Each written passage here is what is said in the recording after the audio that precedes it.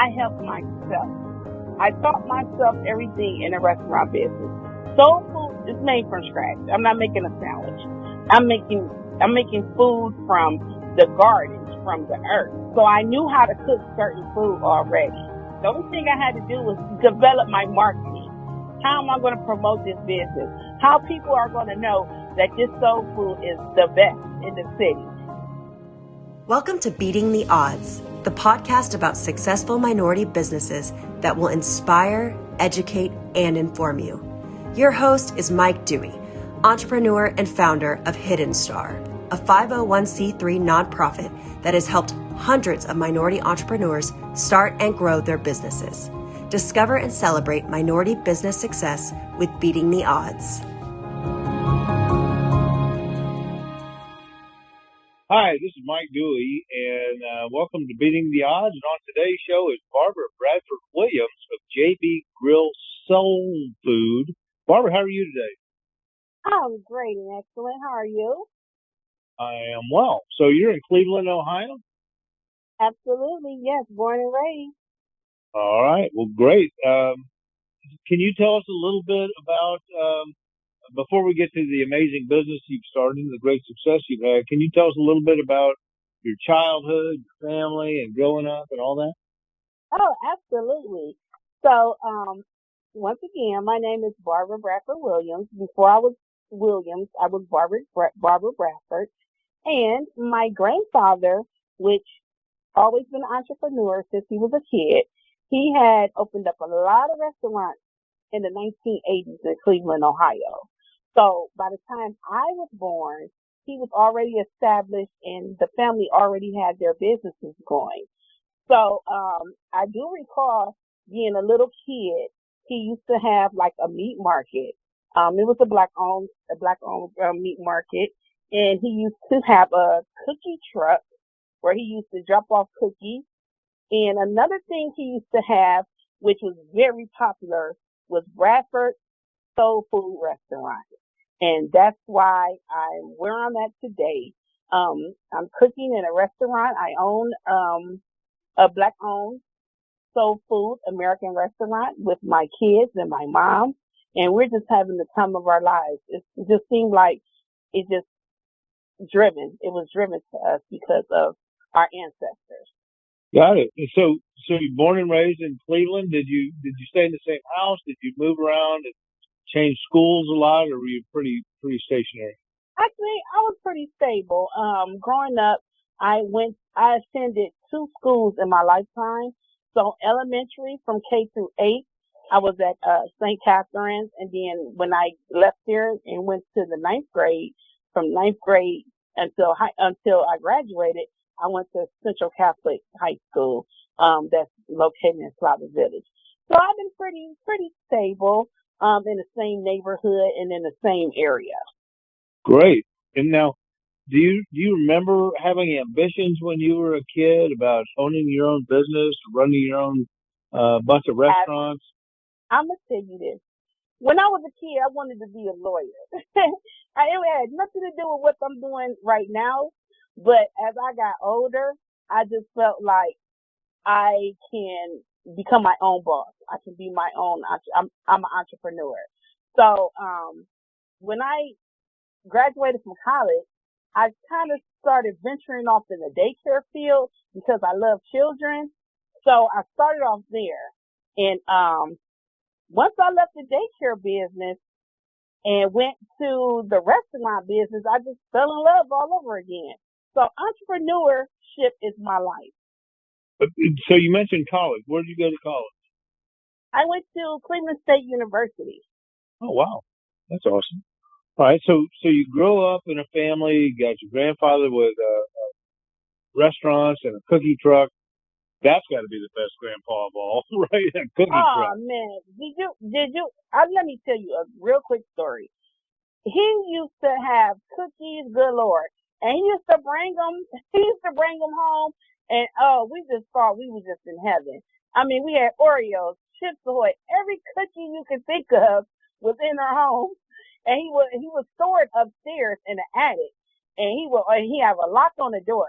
And he would say, you guys can't go in here because I have to sell, I'm a distributor. I have to sell these cookies, and then we would just be like, he's not going to miss one Triple Hoy box. We used to be like, it was so tempting. I mean, imagine having a cookie store upstairs in your house. I mean, the temptation, that's the part he was torturing us for a minute, but that was his business. And that would be the worst thing ever. The worst. But he got out of that field real quick once his business started growing at the restaurant. Once that started growing, it was like, oh, we ain't doing these cookies no more. We just gonna focus on food and dinner. So that's when he just stopped doing all the little side hustles he had and went straight to the restaurant business and focused on that. And that became like the number one soul food restaurant in Cleveland. Now, did you ever work in the restaurant as an employee? No, because I was too little. So my mom did. She was a cashier and she was a cook. And I'm telling you, the tips she used to bring home was amazing. I mean, like I said, we were the number one soul food restaurant in Cleveland. So we would have customers lined up outside. I mean, it was that serious, so, that's why my mom stuck with that passion, because at the age of 14, that's what she was doing. So when did you decide you wanted to start your own business? Well, I came across JB Grill.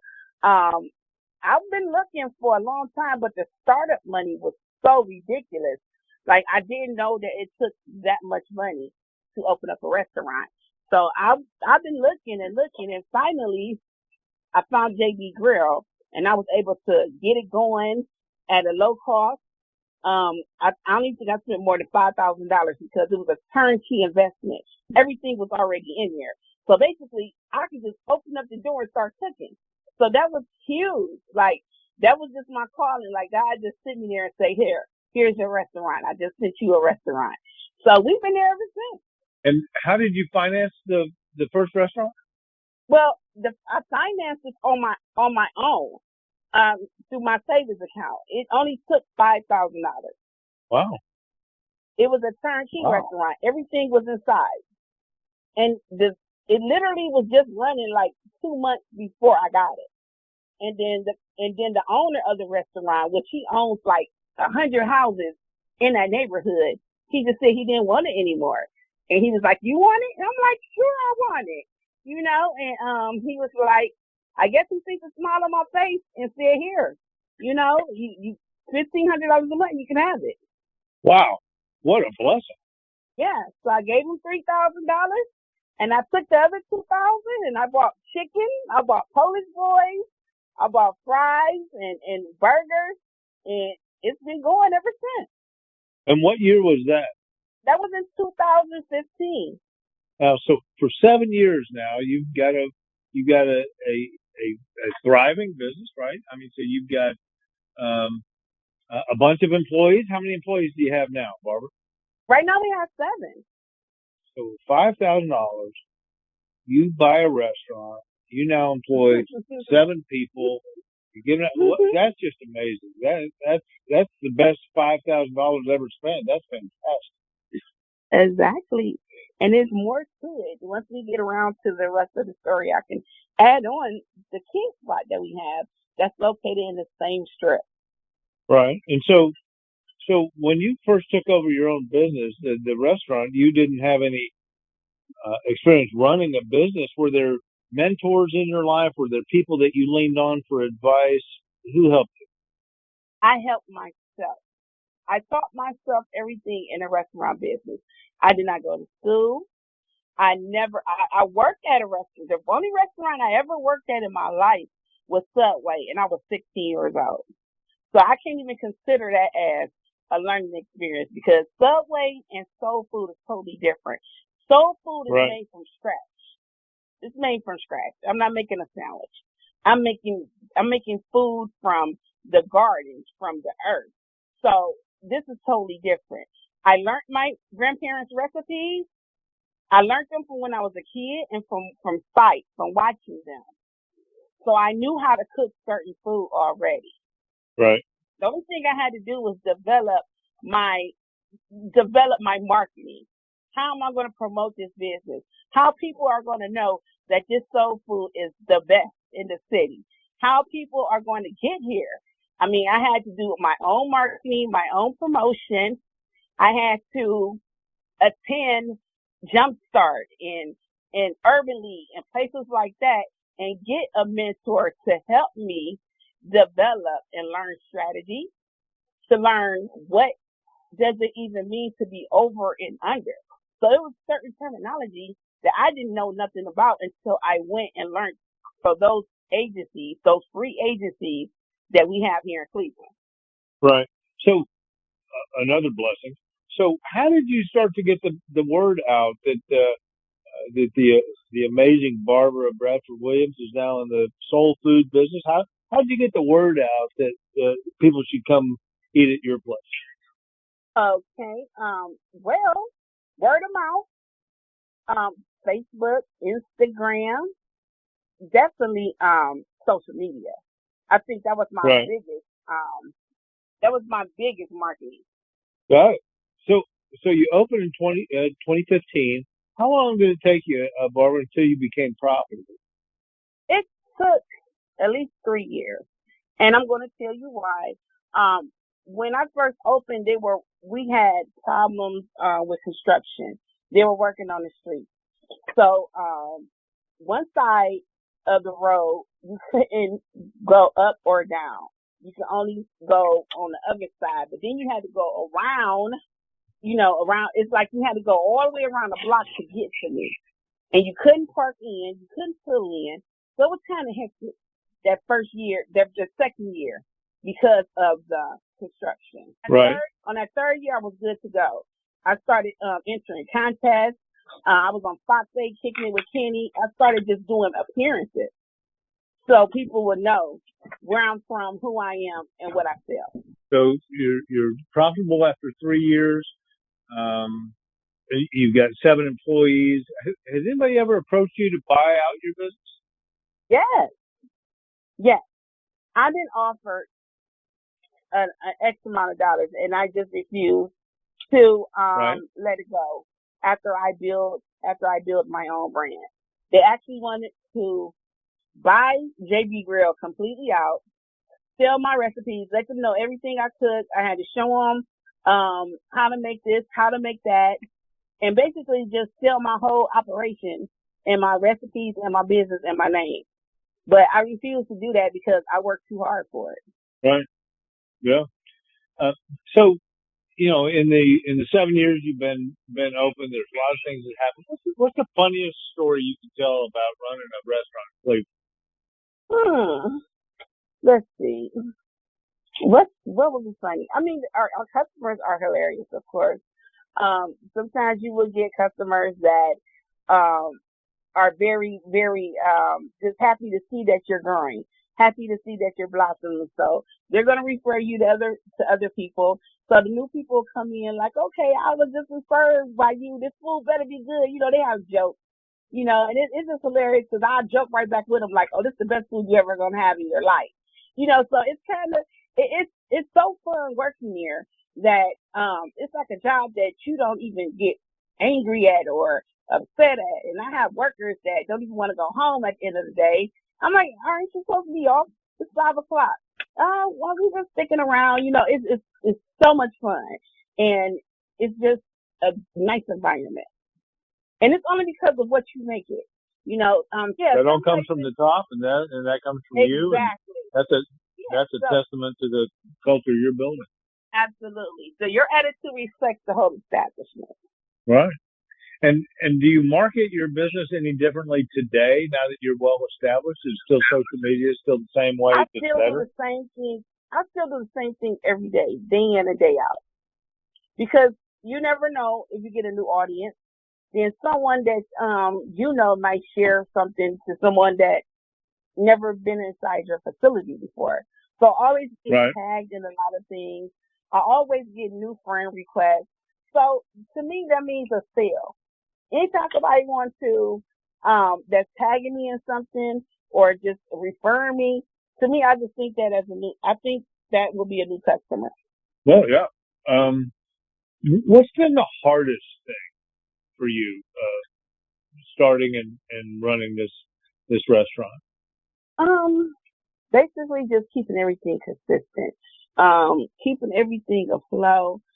Sometimes we don't want to go up on our prices, but we have no choice due to inflation. So we're trying to keep everything basically the same. We don't want to change anything, but like I said, from time to time we may have to change our prices a little bit. Right. Customers don't be happy about that, but at the same time they still purchase whatever it is that we have. If there was one thing, Barbara, that you could do differently on your entrepreneurial journey, what would that be? I think the only thing I would do differently, well, I wouldn't really change anything because I love how everything is going. I just wish I had a little more startup money in the beginning. If I had a little more startup money in the beginning, I would be able to do more things with my business, such as I can provide service to the seniors that cannot come to me. I can have a meal delivery service that's paid through Medicaid for the seniors. So it's a lot of stuff that I can get into, but you got to have the funds that's there waiting on it. Got it. And a little more capital. Because like I said, when I started, this is all I had. So, if I had more money, I would have been able to, to do more things with my brand. Right. But, I mean, come on. What you've been able to do with $5,000 is pretty incredible. So, I tell this story every day. Never think that you don't have enough to do what you need to do. Sometimes you have to improvise. Yeah. Sometimes you can make it. You just have to, start off from the bottom instead of trying to start off way at the top. So if you had to pick, which one has been most important to you in your success? Is it ambition or is it talent? I would have to go with ambition. I think if you don't have the ambition, you don't have the drive. And if you don't have the drive, you won't push yourself. Right. So when you started out, you put some money into a restaurant. Obviously, your goal was to have a restaurant that did well enough to be self-sustaining and all that. Now 7 years have gone by, you're doing great. What ambitions and goals do you have today for the restaurant? To expand in other neighborhoods, to hire more employees so I could be able to run a second shift. I won't have to close early. I can stay open later. I have goals on having a catering service where I can cater to children as far as schools, private schools, anyone who needs help with feeding children. Right. Now you mentioned earlier you have a program for kids. Do you run that out of the restaurant as well? Yes. I have different programs, but my main program is JB's Lunch and Literacy, and that is not in the same building as the restaurant. It's 3 doors down from the restaurant. And can you tell us about what sort of services you provide for that? Yes, it's an after school program where when children come after school, and we fix them a hot meal. We fix them a hot meal, help them with their homework and tutoring, and then after that we dance away the pounds. We do Zumba. Wow! So starting a restaurant and succeeding, and becoming a fixture in the neighborhood, and employing all those people, that just wasn't enough for you. Served over 1 million. We served over 1 million lunches to the kids during the pandemic. It was all over Fox 8 News, Channel 19, every news station we had here, and even people from out of town. I guess it reached across there too. Well, congratulations. I mean, our show gets listened to by a lot of people. I'm sure you'll inspire them, and I know that because you inspired me. Thank you. So if you were giving advice right now to a new aspiring entrepreneur, what's the best piece of advice that you can give them? Follow your dreams, follow your passion. Don't give up. Sometimes things may get hard, but that's what happens in life. Everything is not easy. So you have to stick with the program and just keep on marketing yourself, promoting yourself, doing videos, whatever you have to do to get your brand out. So you're a minority entrepreneur, and Yeah. can you talk about so what challenges have you faced as a minority entrepreneur that others would not? For me being a Black entrepreneur, woman, minority, owned business, we have challenges. We have challenges to where sometimes we don't get the recognition, the recognition for the work that we do. Sometimes we get overlooked because we're women, you know. So what we have to do is we have to apply ourselves to become accredited for our business. So if we have to become certified or become whatever we have to do so we can be able to accept government contracts and state contracts and make more money, you know, not just from the customers, but also from the city and from the state and from the federal, because they have funds available as well. They spend money just like everybody else. So if you get in that pool and that network, you can build your brand up with their clientele, and they refer you to other corporations as well. So we're not just a neighborhood restaurant. We're corporate. We're ready, you know. So if the city of Cleveland mayor office needs 100 dinners prepared and catered, we can do that. So we have to set ourselves up for that type of work as well, and not just be saying, okay, we're here in the corner in the underprivileged neighborhood, and this is all we have to offer, and this is all we have to serve. We have to think bigger. Do you think there's been more hurdles for you as a Black-owned business or as a woman-owned business? Definitely Black-owned business, because of where we're at, our location.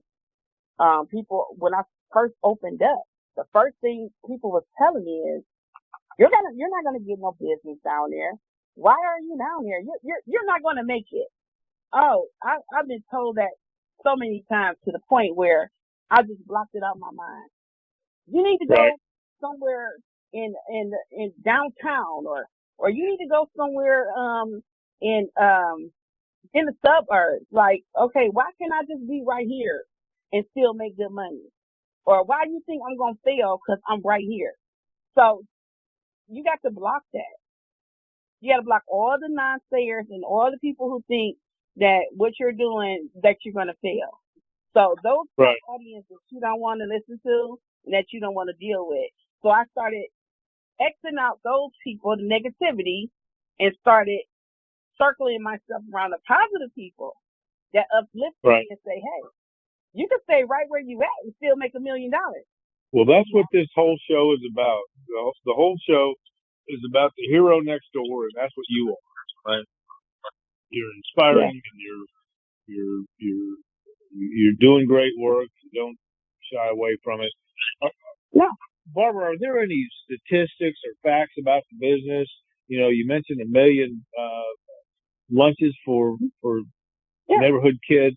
Are there any other statistics or facts that you'd want to share with our listeners? Sure. During the pandemic, March 2020, we opened up another facility that was 3 doors down from the restaurant. We noticed the kids were out of school. It was a pandemic. Everything was shut down. The kids couldn't go to school. They couldn't go to the library. They couldn't go to the Boys and Girls Club. They had to stay at home. Be safe. It's dangerous out here. So we decided to open up a storefront with our own money. We didn't get no money from nowhere. It was from our bank account. And we opened that door up and said, the kids can come here. We'll practice social distance. We'll wear our masks. But they need to go somewhere where they can still learn, where they can still eat, and where they still can have friends. So when we opened that door, those kids came left and right.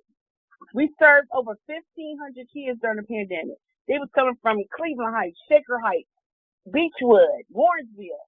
It was coming from all over Ohio because we were the only place that was open that was accepting kids and feeding kids and letting kids come all day and play, watch TV, have movies.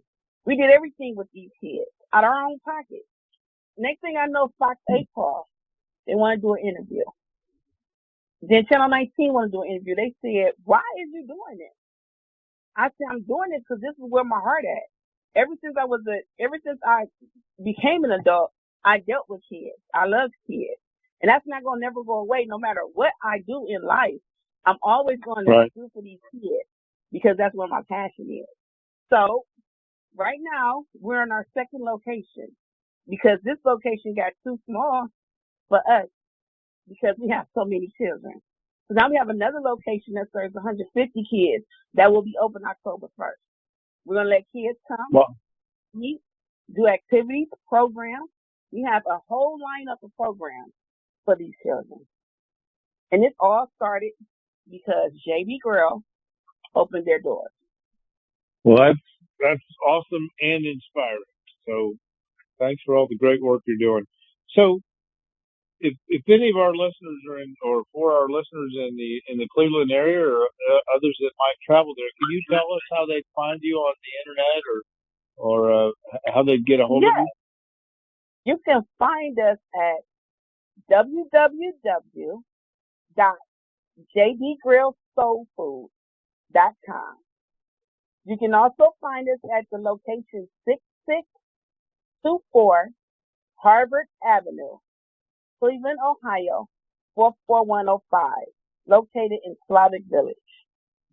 Well, that's just amazing. What you've been able to do is incredible, and congratulations on your success, and congratulations on your ambition to get bigger and better and do more stuff in the future. So thank you so much for coming on the show today and providing inspiration for our listeners all across the country.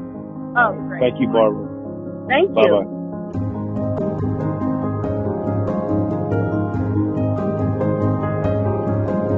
Thank you for listening. We hope you were informed and inspired. Now we would like to ask a favor of you. If you could please leave us a review on the podcast platform and follow us, that would be great. And please share us with your network and help support minority business. Thank you.